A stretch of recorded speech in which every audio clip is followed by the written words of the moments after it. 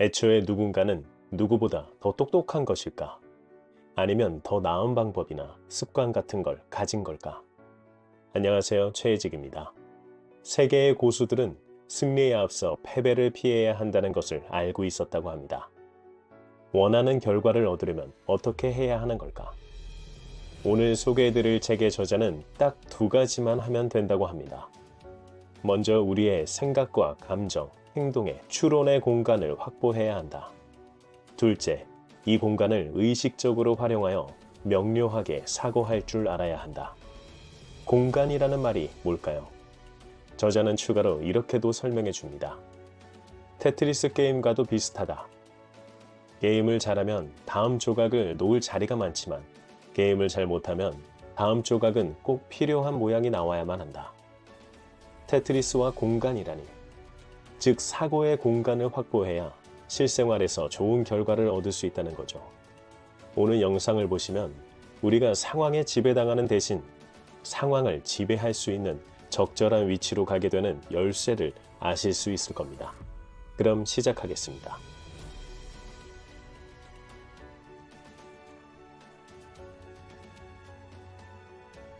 우리 인간에게는 어쩔 수 없이 생물학적 본능이 있습니다. 진화론적으로 위험을 피하도록 설계가 되어 있죠. 저는 진화론을 믿는 편은 아니지만 창조론도 믿지 않습니다. 그럼 뭘 믿냐고요? 확실한 결론이 나온 걸 믿을 예정입니다. 제가 죽을 때 전에는 나오게 되는 걸까요? 왜 이런 말을 하냐면 곰곰이 생각해보니 대부분의 자기계발 서적들이 진화론적 이야기를 빌려 말하지만 결국은 절대자가 있다는 듯이 말하기 때문이죠. 혹시 느끼셨나요? 저만 그럴까요? 따라서 요즘 저는 책을 읽을 때 확실하게 진화론이든 창조론이든 하나의 관점으로 밀어붙이는 책을 좋아하게 되었습니다. 설득을 위해서 여기저기 있는 말들을 긁어오는 건 오히려 더 이상하니까요. 오늘 저자인 셰인 페리 씨는 확실하게 하나의 관점을 가진 사람으로 보입니다. 캐나다 정보기관의 비밀 요원이었던 그가 생각을 어떻게 하면 오류를 줄일 수 있을지에 대해 본인의 시행착오 끝에 알게 된 노하우를 알려줍니다. 비밀 요원이었던 만큼 본인의 결정이 사람의 목숨을 좌지우지했었기 때문에 그는 최대한 오류를 줄이고자 노력했던 겁니다. 여튼 생물학적 본능이 있다는 것은 무시할 수 없습니다. 그 본능을 저자는 기본값이라 부르는데요. 이 기본값은 네 가지가 있습니다. 감정 기본값, 자아 기본값, 사회적 기본값, 관성 기본값. 기본값들을 하나씩 설명하기 전에 이 책의 큰 틀이 더 중요하죠. 생각을 디테일하고 명료하게 해서 최대한 오류를 줄이려면 인간이 가지는 본능과 본인 스스로를 잘 알아야 한다. 이것이 가장 큰 틀입니다. 이렇게 해야 저자가 말한 공간을 확보할 수 있는 거죠. 그 공간은 기본값들을 설명하면서 나오게 될 텐데 짧게 말하면 이겁니다. 우리가 자동 반사적으로 반응하기 직전의 공간. 그 공간을 넓힐수록 오류를 줄일 수 있습니다. 제가 자동 반사적이라 했죠. 자동 반사적으로 나오는 이유가 인간의 기본값 네 가지 때문입니다. 기본값을 설명하기 전에 아주 짧게 알릴 사실이 있습니다. 마인드무비를 신청해 주시고 질문지에 대한 답을 아직 안 주신 분이 있으셔서요. 잘 만들어 드리기 위해서 기다리고 있습니다. 또한 멤버십에 가입해 주신 해친들님께도 영상을 빌려 대단히 감사하다고 마음을 전하고 싶으며 해친들님 전용으로 무엇을 더 해드리면 좋을지 회원 전용 동영상에 댓글로 남겨주시면 최대한 반영하도록 하겠습니다. 감사합니다. 자, 기본값으로 다시 돌아오죠. 감정 기본값, 자아 기본값, 사회적 기본값, 관성 기본값 이렇게 네 가지입니다. 저자는 이 기본값들의 주인이 되는 사람은 실생활에서 최고의 결과를 얻을 수 있다고 강조합니다. 이런 사람은 오늘의 평범한 순간에 명료하게 사고하게 되므로 항상 내일에는 더 좋은 위치에 있게 된다고 합니다. 우리도 그 위치에 가기 위해 하나씩 살펴보죠. 감정 기본값은 이성보다 감정에 더 잘 반응한다는 겁니다. 주변을 둘러보시거나 우리 스스로 과거를 돌이켜보면 순간 욱하는 감정에 이를 그르친 적이 있으실 겁니다. 제가 아는 지인도 욱하는 성격을 못 참아 항상 상사와 트러블이 있었고 주변 동료들과도 그랬습니다. 결국 승진이 되어야 할 시기가 되었는데도 기회조차 얻지 못했죠. 지금은 그렇지 않지만 그때까지만 해도 입에 달고 살던 말은 멍청한 놈들, 일 더럽게 못하네 였습니다. 누가 좋아하겠습니까? 본인만 잘났고 본인이 최고라는데요. 저자는 이렇게 말합니다. 감정적으로 반응할 때 우리는 생각이 필요한 지점에 있다는 사실조차 깨닫지 못하곤 한다. 즉, 감정이 스멀스멀 올라올 때가 생각할 타이밍이라는 겁니다. 인간이 가진 감정 기본값이 작동하는 것을 인지하고 한 발 물러나서 생각할 공간을 만들어야 하는 순간이라는 거죠. 이걸 가장 잘 지킨 사람은 고대 아테네 사람이 있습니다. 그의 이름은 페리클레스입니다. 그는 아테네 최후의 전성기를 이끈 지도자입니다. 그는 아테네 부흥이라는 하나의 기준만을 최고의 기준으로 삼고 모든 의사 결정에서 그 기준과 맞는가를 고려하여 결정하였습니다. 반대파들이 감정적으로 공격해도 그것이 아테네를 위한 길이라면 자신의 감정을 내세우지 않고 그들의 의견을 받아주었죠. 그가 이렇게 할 수 있었던 것은 바로 자동 반사적으로 감정이 생길 때 하나의 기준을 생각하고 그와 맞는 것인지 아닌지를 생각하는 공간을 마련했기 때문입니다. 이에 대한 자세한 내용은 인간 본성의 법칙 챕터 1에서 찾아볼 수 있습니다. 하지만 읽으시려면 도전을 하셔야 합니다. 600페이지가 넘거든요.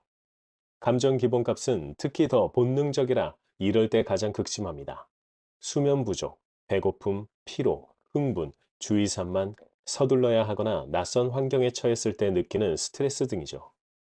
이런 상황에 처하면 더욱 조심해야 한다고 저자는 강조합니다.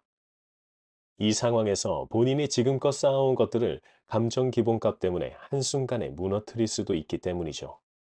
그럼 어떻게 하느냐? 걱정하지 마세요. 영상 뒷부분에 나올 예정이고 페리클레스처럼 기준 하나를 세워 그와 맞는지 항상 공간을 마련하는 것이죠.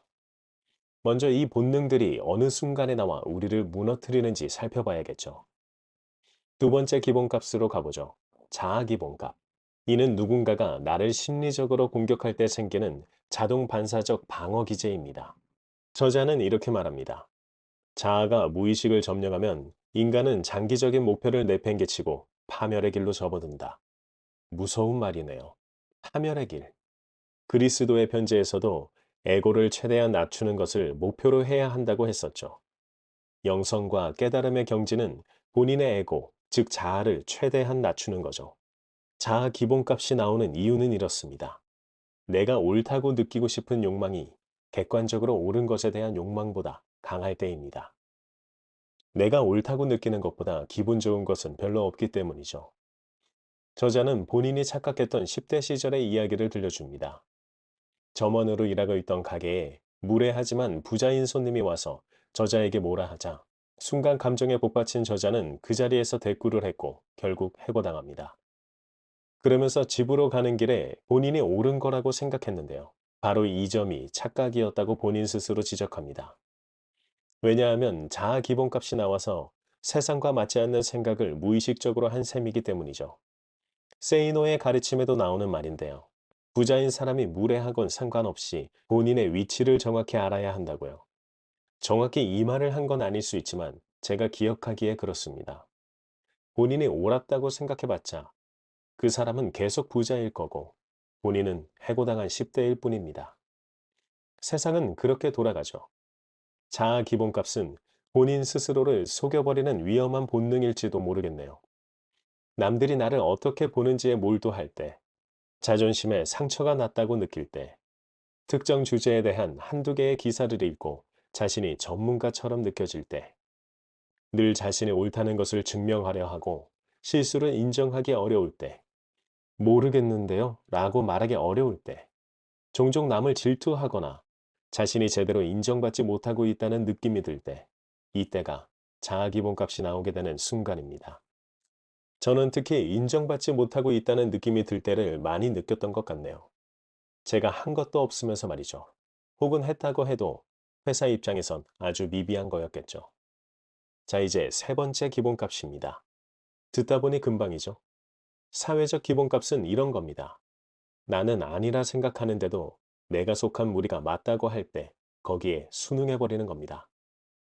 저자는 사회적 기본값의 위험성을 이렇게 말합니다. 사회적 기본값은 우리의 사고나 신념 및 결과를 다른 사람에게 맡기도록 부추긴다. 만약 우리가 일제시대로 돌아간다고 생각해보죠. 그때 우리는 독립을 위해 목숨을 바치는 사람이 될까요? 지금은 그것이 좋아 보이고 당연한 것처럼 보이니 그렇게 할 것이다라고 하지만 저자는 이렇게 말합니다. 과거로 돌아가면 당시에 많은 사람이 그랬던 것처럼 그들도 똑같이 행동했을 것이다. 저자는 노예제도를 비유해서 말했습니다. 역사적으로 우리에게 대단히 슬픈 일이지만 독립을 위해 목숨을 바친 분들 덕분에 대한민국이 있죠. 하지만 목숨을 바치지 않는 사람이 솔직히 대다수였습니다. 국민 모두가 독립을 원했어도 직접 나서서 독립을 말하기는 어려운 상황이었으니까요. 3.1운동 이후 더욱 강화된 감시 속에서 말이죠. 제 친할아버지는 살기 위해서 일본어를 일본인처럼 하려고 애쓰셨다고 들었습니다. 그래야 무시당하지 않고 맞지도 않을 수 있었다고 말씀해 주신 어린 시절이 생각나네요. 제가 세상에 있는 건 친할아버지가 일제시대 때 어떻게든 살아남으셨던 덕분이죠. 갑자기 할아버지가 보고 싶네요. 사회적 기본값은 집단이 주는 편안함을 자신이 좋은 방향으로 나아가고 있다는 증거로 착각하게 만든다고 저자는 말합니다. 그것이 가장 큰 거짓말이라고요.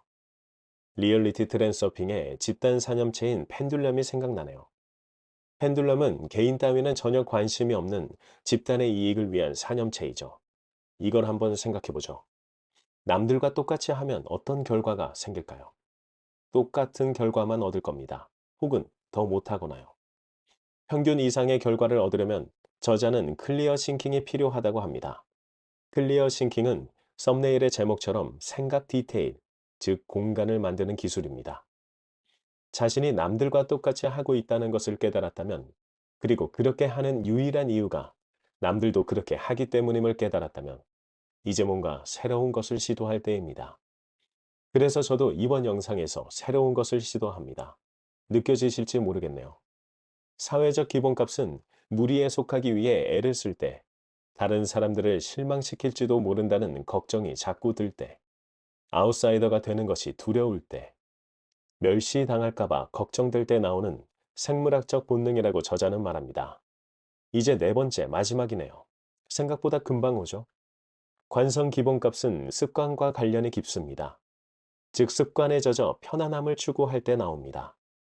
변화에 저항하고 익숙한 발상이나 과정 또는 환경을 선호하죠. 물리학자 레너드 물로디노프는 우리의 마음은 일단 방향을 잡으면 외부 힘이 작용할 때까지 그 방향을 유지하는 경향이 있다. 즉, 인지적 관성 때문에 마음을 바꾸는 것이 쉽지 않다는 거죠. 저자는 이렇게 말합니다. 우리가 변화에 저항하는 이유 중 하나는 현재 상태를 유지하는 데는 거의 노력이 들지 않기 때문이다. 이것이 우리가 현실에 안주하는 까닭에 대한 일부 설명이 된다. 움직임을 개시하려면 많은 노력이 필요하지만 움직임을 유지하기는 훨씬 쉽다. 우리는 스스로 상황이 바뀌면 기꺼이 신념을 바꿀 만큼 개방적이라 생각하지만 실제로 역사를 살펴보면 전혀 그렇지 않다.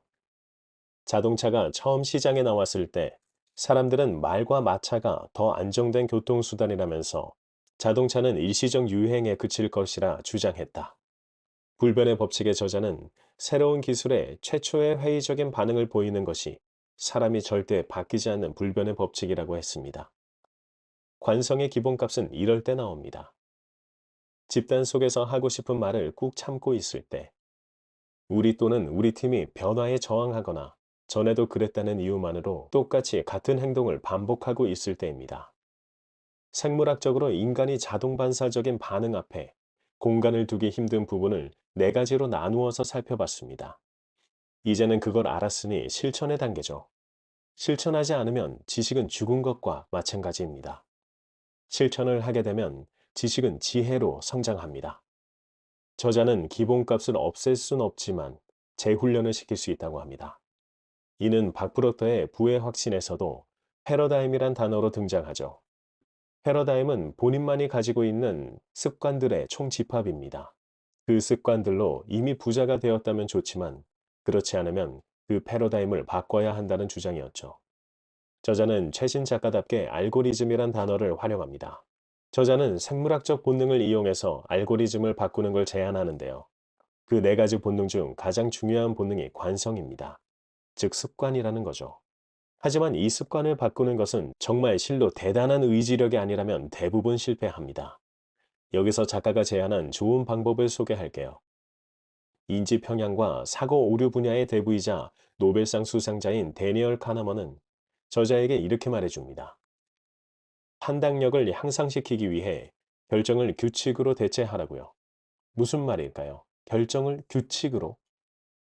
저자의 말에 따르면 이렇습니다. 몸매를 가꾸고 싶을 때는 헬스장에 다니면서 더 건강한 식습관을 실천하기 시작한다. 더 많은 돈을 모으고 싶어서 월급의 일부를 숨기는 사람도 있다. 이처럼 인간은 목표를 달성하기 위해 의지력을 사용한다. 그러나 일단 목표를 달성하면 예전의 기본 행동으로 돌아가고 결국 다시 원하지 않던 곳으로 돌아온 것을 깨닫고 전체 과정을 다시 시작하는 시기다. 생각해보니 제 이야기 하는 줄 알았습니다. Oh my god! 이어서 읽겠습니다. 이런 방법에는 문제가 많다. 끊임없는 의사결정과 노력이 요구되기 때문이다. 목표를 선택하는 것도 필요하지만 그것만으로 목표를 달성할 수는 없다. 필요한 것은 목표를 향해 흔들림 없이 나아가는 것이다. 이는 목표에 도달하는 선택을 매일 해야 한다는 의미다. 운동을 할지 또는 디저트를 생략할지에 대해 매일 선택해야 한다. 이는 점점 더 어려워진다. 왜냐하면 많은 양의 지속적인 노력이 필요하기 때문이다. 그리고 그럴듯한 핑계를 너무나 쉽게 생각해낸다. 오늘은 긴 하루였어. 운동복을 깜빡해서. 내일 회의에는 준비할 것이 많아. 결국 핑계가 더 쉽다. 매번 선택하는 것을 그만두고 자동 행동, 즉 규칙을 만들면 매 순간 결정할 필요가 없고 다른 사람들의 반발을 감당할 일도 없다. 탄산음료를 적게 마시기를 목표로 가정해보자. 계속 의지력에 기대지 말고 규칙을 만들어보자. 금요일 저녁 식사 때만 탄산음료 마시기 규칙이다. 이런 규칙이 있으면 매번 의지력을 동원해서 결정할 필요가 없다. 실행 경로도 짧아지고 오류 위험도 훨씬 줄어든다.